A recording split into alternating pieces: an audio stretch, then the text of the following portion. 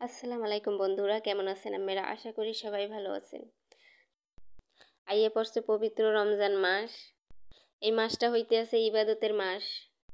ইনশাআল্লাহ আমরা এই মাসে বেশি বেশি কোরআন পড়ব, নামাজ পড়ব, আর রোজা তো অবশ্যই রাখবো। এই রোজার মাসে আমাকে ইবাদতের পাশাপাশি রান্নাঘরটাও সামলাইতে হয়। রান্নাঘরে রান্না বান্না যত যা আছে সবই করতে হয়।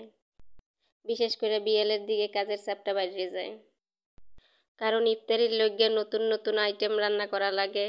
এরফানি কাজের চাপটা বাইরে যায় বেশি। তো আজগো রোজার প্রথম দিন, এরফানে ভাজা পোড়ার আইটেমটাই বেশি করবো। এখানে থাকবে আলুর চপ, বেগুনির চপ, পেঁজু পেঁজু মানে ডাইলের বড়া আর কি, এরপর ছোলা ভাজা, এরপর ফল পাকড়া, আরও থায় হেল লাগে শরবত।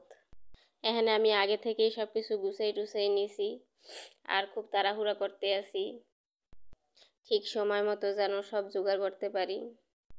এখানে প্রথমে ছোলা বুটটাই আগে রান্নু ভাবছি।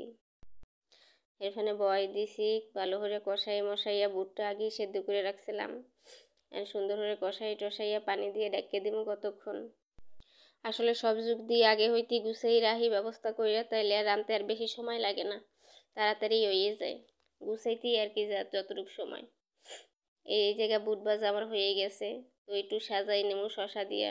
এই জায়গায় শশাও কাটতে লইছি, তো অনেক সুন্দর হয়েছে দেখতে, ভালোই দেখাইতে আছে। তো একটু ভালো করে সাজাই টাজাই লইলাম। আমরা কইয়েন কেরমে রয়েছে সাজাই নিয়ে। আর এই জায়গায় ভাজা পোড়াও চড়াই দিছি, এই জায়গায় পেঁয়াজও বই দিছি। তো সুন্দর করে লাল লাল করে ব্রাউন কালার করে ভাজতে লইতে আসি। তো পেঁয়াজও ভাজা হয়ে গেলে আলুর চপ ভাজতে লমো, তারপরে বেগুনি। তো সেমভাবে সবগুলি একে একে ভাজতে লইতে আসি। মাশাআল্লাহ ফুলছে, অনেক সুন্দর ফোলা ফুলছে। ভালো করে তেল জড়াইয়া তারপরে সেককে উঠাইতে আসি সুন্দর করে, যেন তেল তেল না থাকে। মাশাআল্লাহ এখানে একেবারে ভাজা পোড়া সুন্দর হয়ে গেছে। এখানে আলুর চপ, বেগুনি, পেঁয়াজও ভাজা হয়ে গেছে, অনেক সুন্দর হয়েছে।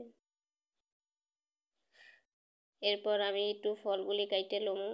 এখানে কমলা আছে, মালটা আছে, আঙ্গুর আছে, কলা আছে ও চেরি ফল আছে। এগুলি সুন্দর করে সাজাই টাজাই লইলাম। খেজুরও পাশে রাখছি, কারণ খেজুর তো লাগবেই। এরপর শরবতটাও গুলাই লইতে আসি সুন্দর করে।